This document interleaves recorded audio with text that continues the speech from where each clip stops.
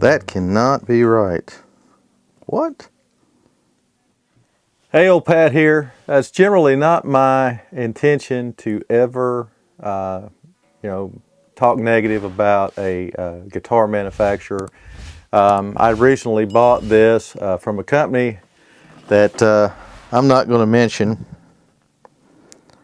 But anyways, they did their 55-point inspection on this guitar and gave it the golden pass. Everything was supposed to be great. And I bought this, had a hankering for an arch top and wanted to start playing and get my jazz on a little bit. Got this thing in, and upon initial inspection, I found some major problems. The neck angle, as I will demonstrate with some steel shots, the neck angle on this guitar is incredibly too steep on it. I had a luthier friend of mine check this out, as well as a accomplished jazz player. Both of them indicated what I already knew, and I saw this thing immediately. The bridge height on this thing is wound, it's spooled all the way up. The guitar is playable, although the action is not wonderful on it. In order, if I spooled it down to get the action where it needed to live at, the saddle would still, or the bridge would still be incredibly high on this guitar, and I'll demonstrate that with pictures. It's got a Seymour Duncan designed, or a Duncan designed is what the specs say, floating pickup that's attached to the pick guard on this guitar. It is misaligned. I'll also show you some photos of that, and you'll be able to see what I'm talking about. And so it causes this guitar to be extremely bassy.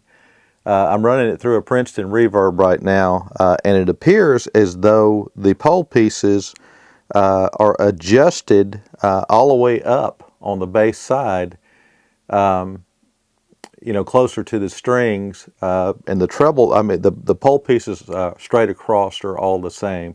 They do have a little bit of adjustment in them, although I don't think I have a lot of travel to be able to pull those down. And one of the issues is that the bass pickup on that floating, where it's attached to the pick guard, is lifting up, so it's a lot closer, and it's a lot closer to the strings, and there is no there's no way that you can adjust that without some modification with some type of tubing or something like that. Not something that you want to do on a new guitar. I saw guys like Marcus King playing this EXL-1 the Angelico guitar, which is what drew me to it to begin with. I thought it was a beautiful Art Deco piece, and it looked really good. To be honest and transparent, I didn't really see a lot of, I didn't see any bad, negative reviews on this guitar. So I want to be fair, but I also wanted to warn people about what to look for should they purchase this thing.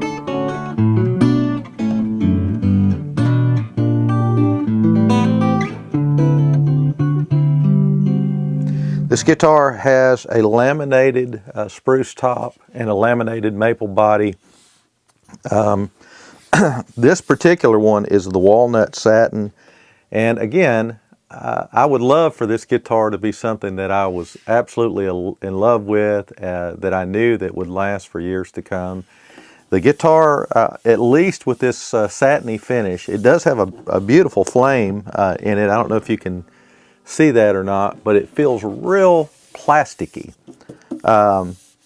And you can feel rough spots as you run your hand across it, all across the back and the front, the finish.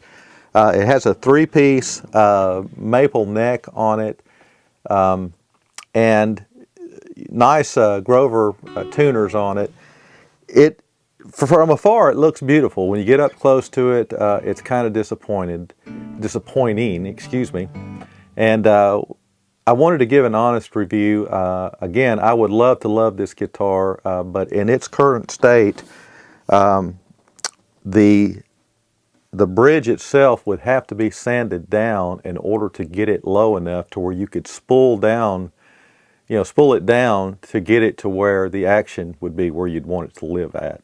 That's not something that you would have to pay somebody to do that. It would be a lot of work. And this guitar is in a price range where it just would not be worth doing that.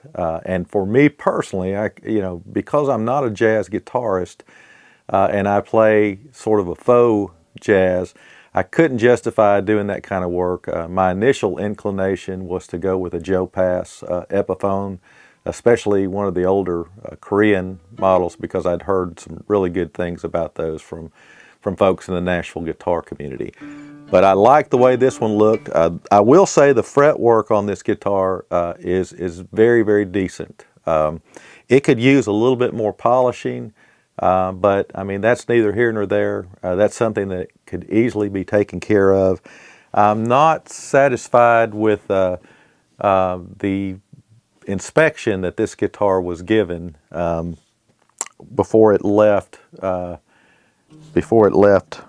this place right here.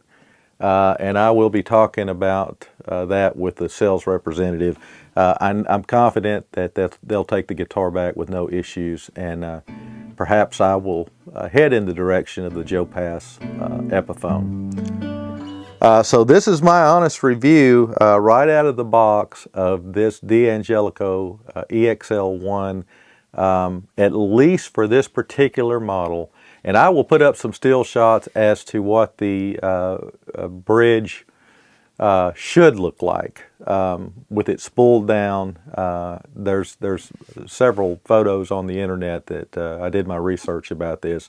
And then, of course, I'll put some pictures. You'll be able to see what's going on with this one, too, especially with having it spooled up and the pickup situation on it. This could be a lovely guitar if it played correctly and didn't have these bridge issues and didn't have this pickup issue. This would be a wonderful playing guitar, or at least have the potential of being a wonderful playing guitar, and maybe one that would just be a beautiful piece to have. This one's going back, unfortunately. D'Angelico, your quality control, you failed on this one. I can't speak to the other ones that are out there. But buyer beware, be looking for that. And this one is going to go back and be replaced with something, possibly a Joe Pass Epiphone. You guys take a look at this thing, or if you're considering one, and even discuss this if you're buying it online, and make sure that these particular issues are checked out thoroughly before they send it out to you. Sadly, I've got to pack this thing back up, which is always a pain in the butt. Clean it up real good, and I just felt like this would be a great opportunity to do a quick little video on this and let you guys know, because there's not a lot of negativity on this particular model of guitar out there, which is a good thing. I think that's probably a good thing. But this guitar is made in Indonesia. It is in about almost the $1,000 price range, and you would just kind of expect a little bit more quality control for something like this. And with the neck angle being so steep on this thing, I think that it would probably indicate nothing but problems in the future. So you guys take that with whatever, wherever you want to take it. But this is my honest look at this otherwise beautiful D'Angelico guitar. Thanks, and I'll see you further on up the road.